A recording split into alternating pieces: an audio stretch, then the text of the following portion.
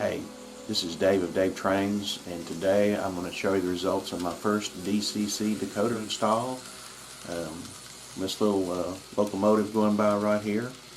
I'm going to show you what it looks afterwards. I didn't film it as I was doing it, basically because since it was my first one I wasn't very smooth at it, and I ran a few difficulties that I'll cover, showing what happened as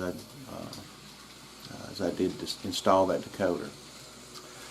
Before I get started on that, hope everybody's doing safe and staying safe, and I'd like to thank everyone that's subscribed to my channel. I'm approaching 700 subscribers now, which is just truly amazing to me, and very, very appreciative of all the people who do subscribe to my channel and comment, and I enjoy the comments. And as always, if you enjoy watching my little in-scale railroad journey here, hit that subscribe button, and please leave a comment and a like, and make sure you hit the little bell for future notifications when I do put out future videos. Well, anyway, let's get to the final of the decoder install, and we'll go from there.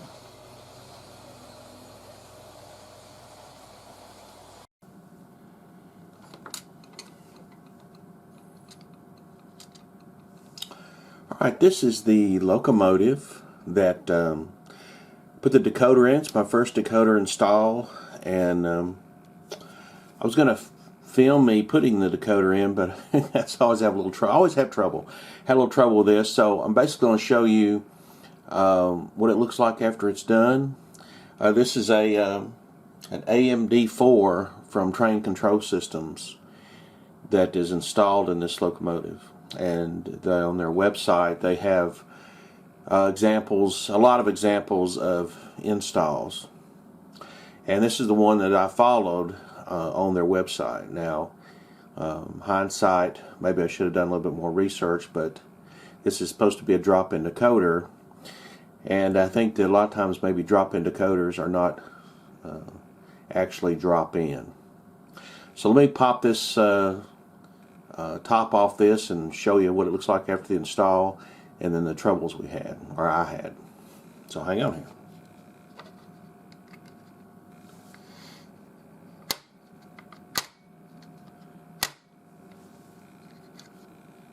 And I'm sure everybody knows how to do this.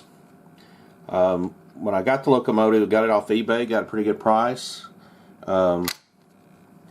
It's one that someone had, I'm sure was a unnumbered one, and they put this number in, and they didn't do a bad job on it. There's a few little drips, but everything was okay. The horn's there, all the handrails are there, everything was good.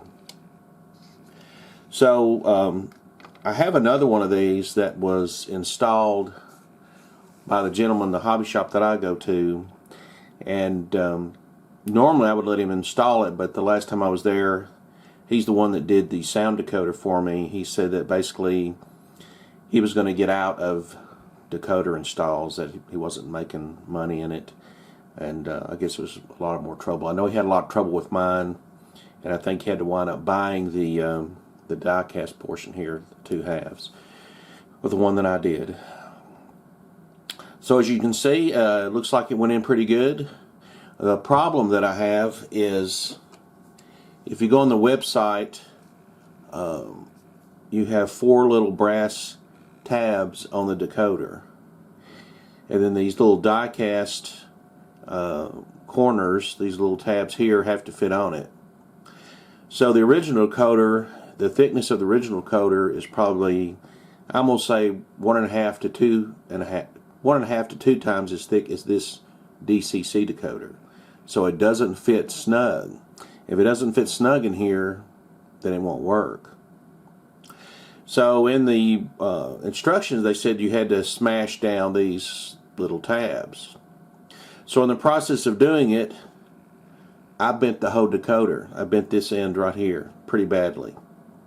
And so what I had to wind up doing is I took a screwdriver, and a larger screwdriver, that wasn't round. It was square shaft, had a square shaft, and managed to get this spread back apart again.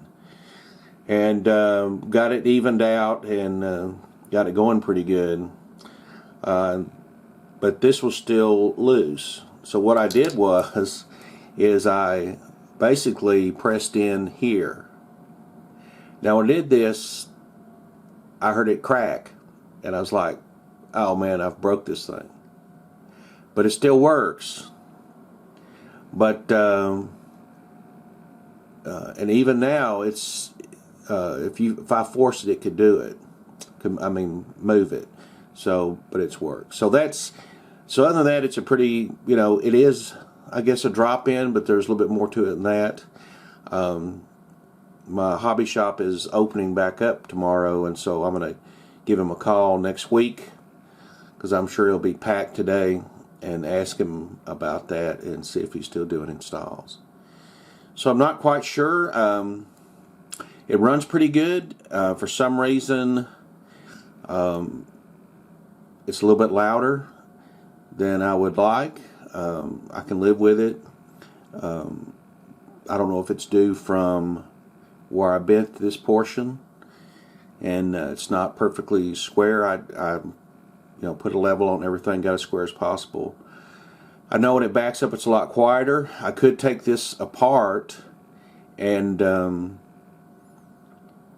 reverse the little gears in here, but I'm afraid if I take it apart, this might break too. So I don't know. The other thing that happened was that I had to wind up using double-sided tape to get the gas tank to stick on, and I'm not quite sure. It was real hard to get off, so I'm assuming that there was a problem with it to begin with. So it was jumping the track on the rear portion of the wheels here, and I overcame that by basically loosening this end up, spreading it apart a little bit, and that gave a little bit more freedom with these back trucks. But these are no more, I have another one that I've run that's got a decoder in it that was installed for me, and these trucks move as much as the others do. So I'm not quite sure what the problem is. But anyway, that's basically, it was a basic simple design. Except for that, I've got to find out, or if somebody out there knows the trick how to bend these down without damaging the frame. Like I said, all I did was took a pair of channel locks and pushed them in a little bit, and like I said, I'm not sure what that crack was, but no, I'm sure I stressed it a little bit, but like I said, it does work.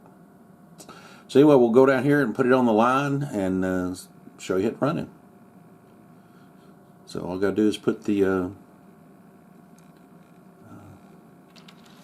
shell back on, and we'll get back to it.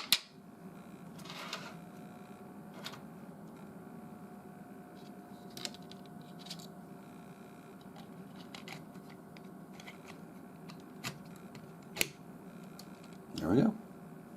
Alright, so let's take it downstairs and watch her run.